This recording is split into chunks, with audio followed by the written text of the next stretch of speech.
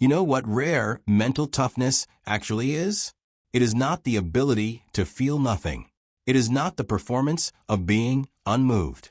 It is something far quieter and far more specific. And most people who have it genuinely do not know that they do. Psychology has studied toughness for decades, and the findings consistently point away from the obvious. Real mental toughness hides in subtle patterns most people overlook entirely.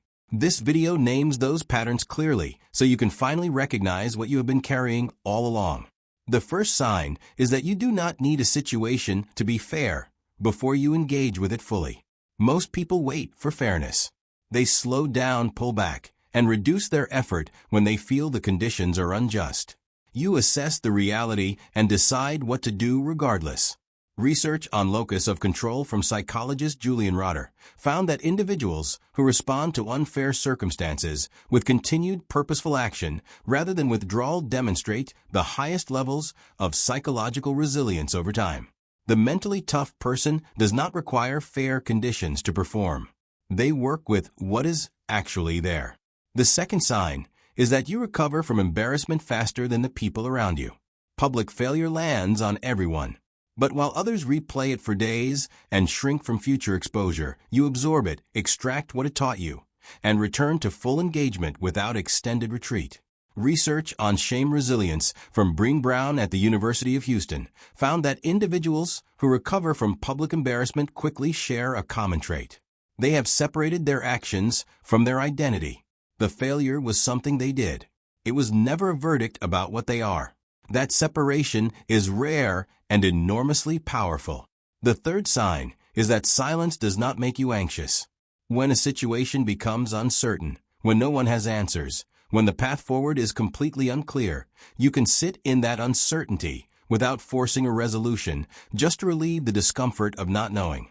Psychologist Paul Sylvia at the University of North Carolina found that tolerance for ambiguity is one of the strongest cognitive markers of both creative capacity and psychological durability. The brain that demands immediate resolution is fragile under pressure. The brain that can remain functional inside uncertainty is operating at a significantly more sophisticated level. The fourth sign is that you continue when the original reason for starting no longer feels exciting. Motivation came first, then it faded, and you kept going anyway. Not from rigidity, but from something deeper than mood. From a decision that was made before the feeling arrived and remained after the feeling left. Research on grit from psychologist Angela Duckworth at the University of Pennsylvania found that sustained effort in the absence of enthusiasm is the single trait most predictive of long-term achievement. Passion is a beginning. It is not a reliable engine. The mentally tough person has found an engine that runs on something that does not fluctuate with the weather of their feelings. The fifth sign is that you do not outsource your sense of stability to other people's behavior. When someone around you is unpredictable, volatile, or unreliable, you maintain your own equilibrium. You are affected by the people in your life. You are not governed by them. That distinction took time to build. Research on differentiation of self from family therapist Murray Bowen found that individuals who maintain a stable sense of identity in the presence of emotionally intense others demonstrate significantly lower rates of anxiety and significantly stronger relationship quality over time. Your steadiness under another person's storm is not distance. It is one of the most sophisticated forms of emotional maturity that exists. The sixth sign is that you have done the right thing when doing the wrong thing would have been entirely invisible. Nobody was watching. The easier choice was available. The less honest option had no consequences attached. And you chose correctly anyway because your standard does not change based on who is present. Research on moral identity from psychologist Augusto Blasi found that individuals whose behavior remains consistent regardless of observation demonstrate the most stable and integrated sense of self. Integrity is not what you do when people are watching. It is what reveals who you are when they are not. Mentally tough people are the same person in every room. Now consider this for a moment.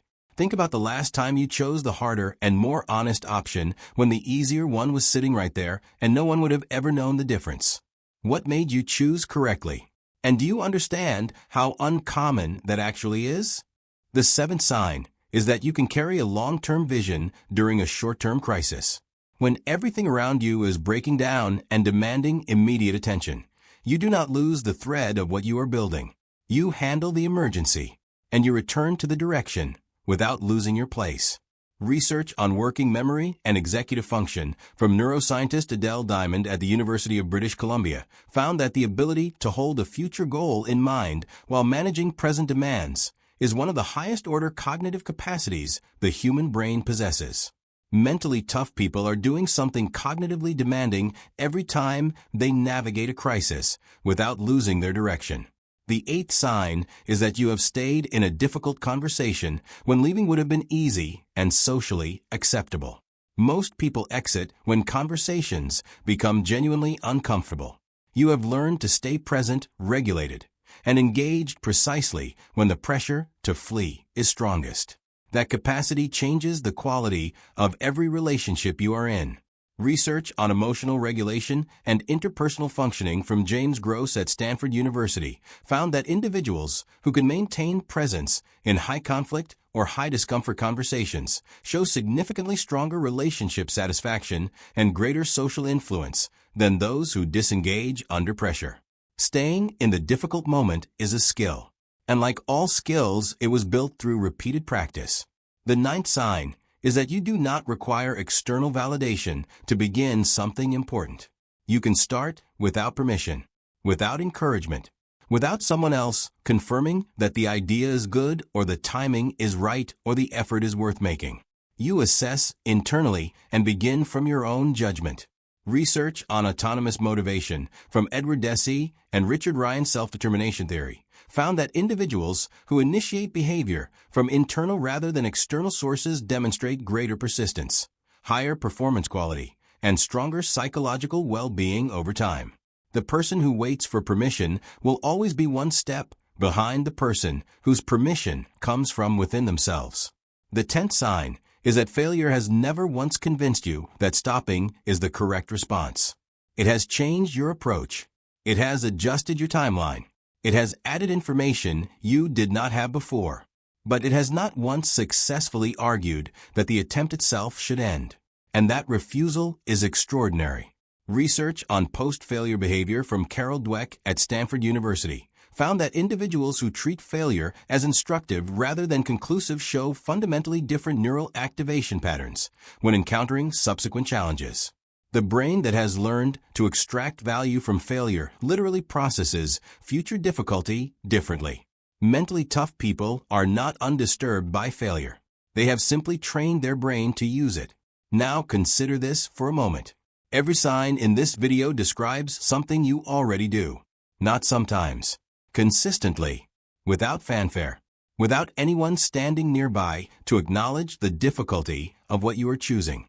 The rarity of that is real, and you have almost certainly been underestimating it.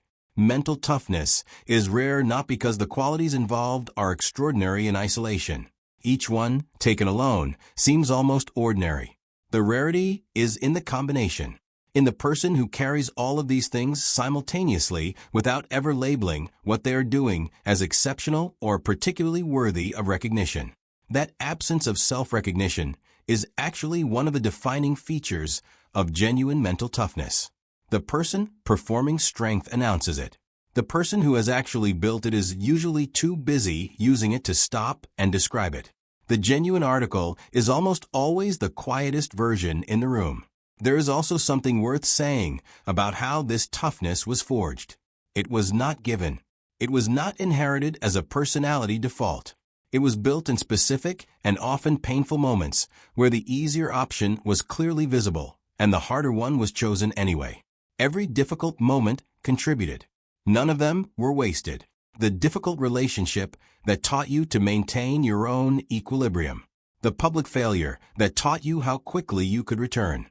The long season of invisible effort that taught you your commitment did not require applause to remain real. Each of those experiences is now part of the infrastructure of something that cannot be easily dismantled. What makes mental toughness rare is not its components. It is the willingness to keep building it without any guarantee of what it will eventually produce. The mentally tough person has been doing the work long before there was any evidence the work was worth doing. That kind of faith in the process is genuinely unusual. Think back to where we began.